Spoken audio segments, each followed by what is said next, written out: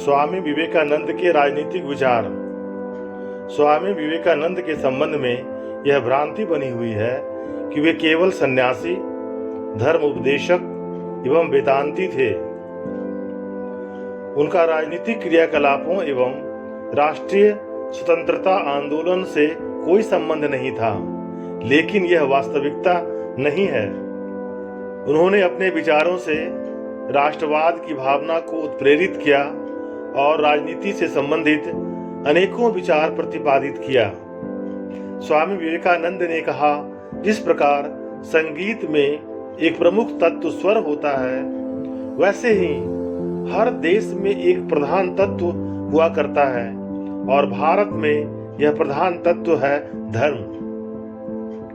अतः उन्होंने वैदिक धर्म द्वारा भारतीयों को आपस में जोड़कर भारतीयों के अंदर राष्ट्रवाद की अलख जगाई। स्वामी जी का कहना था कि स्वतंत्रता ही विकास की पहली शर्त है। समाज के जिस क्षेत्र में कार्य करने की स्वाधीनता होगी, उसी क्षेत्र में विकास दृष्टिगोचर होगा। अतः मनुष्य को मानसिक, शारीरिक व आध्यात्मिक विकास की स्वतंत्रता होनी चाहिए।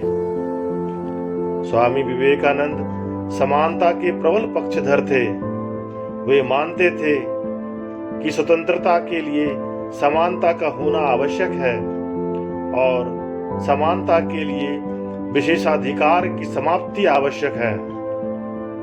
उन्होंने कहा था कि जब तक समाज में ऐसे वर्ग पनपता है जिसे विशेष सुविधाएं प्राप्त हैं, तब तक स्वतंत्रता व समानता का वातावरण पैदा नहीं हो सकता।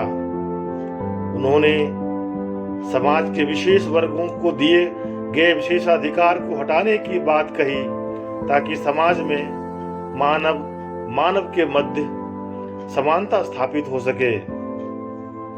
स्वामी विवेकानंद मानते थे कि यदि सभी व्यक्ति अपने कर्तव्यों का निष्ठापूर्वक पालन करें, तो उन्हें अपने अधिकार स्वतः ही प्राप्त हो जाएंगे। अतः उन्होंने अधिकारों की तुलना में कर्तव्यों को ज्यादा बल दिया। स्वामी विवेकानंद के अनुसार देशभक्त होने के लिए 3 बातें आवश्यक हैं। पहला, जनसाधारण के प्रति प्यार। दूसरा, कागजी बातों के स्थान पर उनकी दशा सुधारने के लिए ठोस कार्यक्रम। और तीसरा, कार्यक्रम को लागू करने के लिए साहस एवं संकल्प। उन्होंने इस संदर्भ में कहा कि इन 20 करोड़ भूखे लोगों के बारे में जो सोचेगा, मैं उसे महात्मा कहूंगा, और जो शिक्षित होकर भी इसके बारे में नहीं सोचता है, मैं उसे देशद्रोही कहूंगा। स्वामी विवेकानंद वर्गीय समानता के समर्थक थे। उनका मानना था कि सभी वर्गों को एक समान माना जाना चाहिए। कोई भी वर्ग ऊंचा या नीचा नहीं होता, किंतु भारतीय समाज में शूद्र वर्ग ब्राह्मणवादी कुरीतियों के कारण शोषित होता आ रहा है।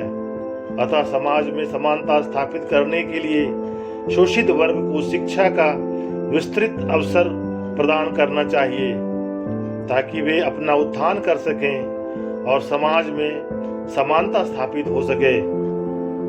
अर्थात स्वामी विवेकानंद शिक्षा द्वारा समाज में समानता चाहते हैं, न कि कार्ल मार्क्स की भांति क्रांति द्वारा समाज में समानता लाने की बात करते हैं। इतिश्री।